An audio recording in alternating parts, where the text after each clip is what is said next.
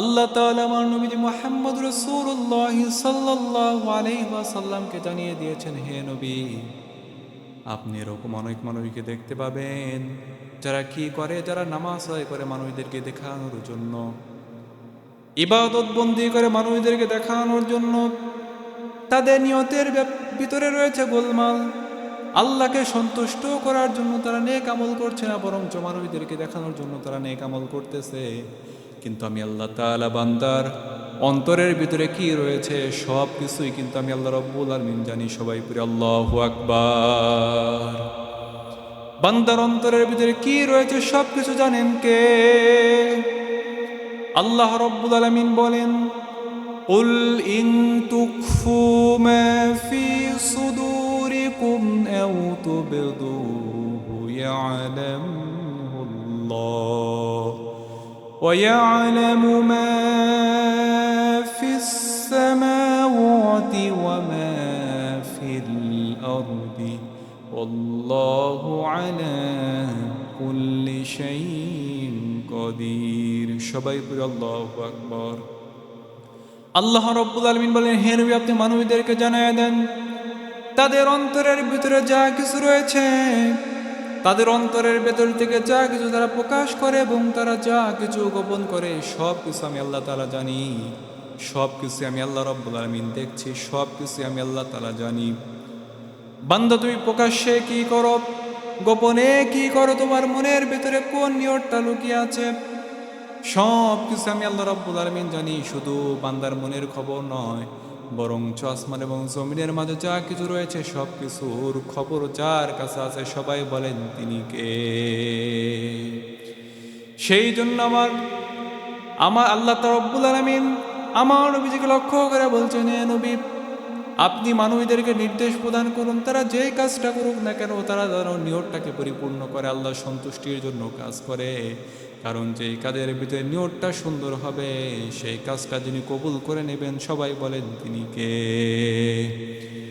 আল্লাহ রাব্বুল আলামিন বলেন, ওয়ামা উমিরু ইল্লা লিয়াবুদুল্লাহা মুখলিসিনা লাহুদ্দীন حنفاء ويقيموا الصلاة ويؤتوا الزكاة وذلك دين القيمة। সবাই পড়ি আল্লাহু আকবার।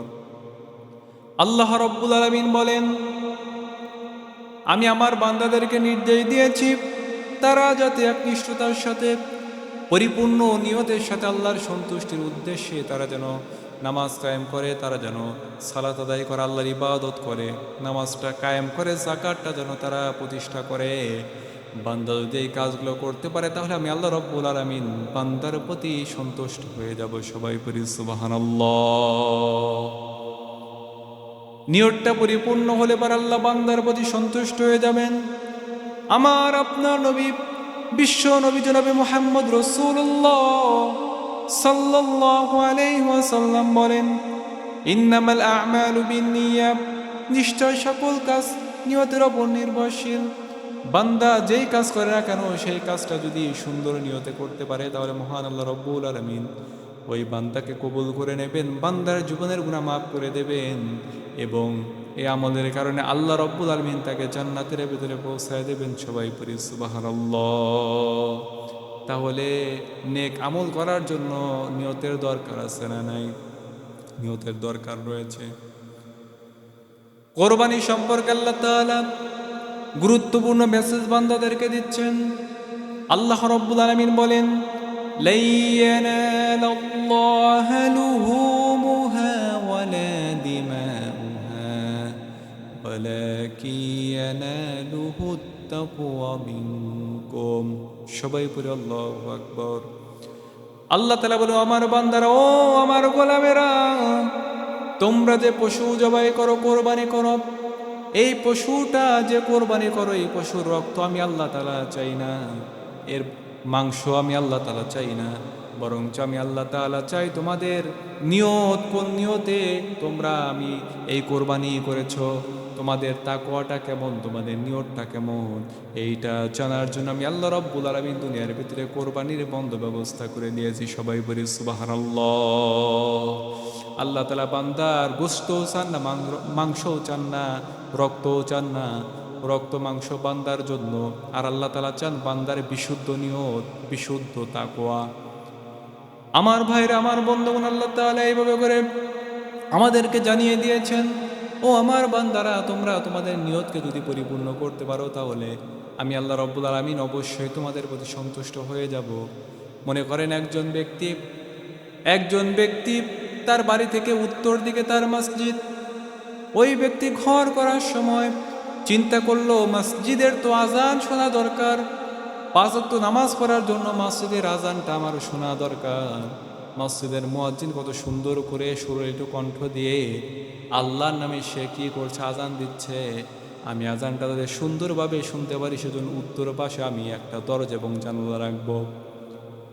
কিন্তু দরজা জানালা দিয়ে কিন্তু তার আরও অনেক কাজ রয়েছে। দরজা দিয়ে সে বের হতে পারবে, জানালা দিয়ে আলো বাতাস চলে আসবে, কিন্তু ওই ব্যক্তি নিয়ত করার কারণে মহান আল্লাহ রাব্বুল আলামিন ওই ব্যক্তির আমল নামে এমন আমল দিবেন, যতদিন পর্যন্ত এই ঘর থাকবে, জানালা থাকবে, ততদিন পর্যন্ত মহান আল্লাহ রাব্বুল আলামিন এই বান্দার আমল নামায় সওয়াব দিতেই থাকবেন। সবাই পড়ি সুবহানাল্লাহ।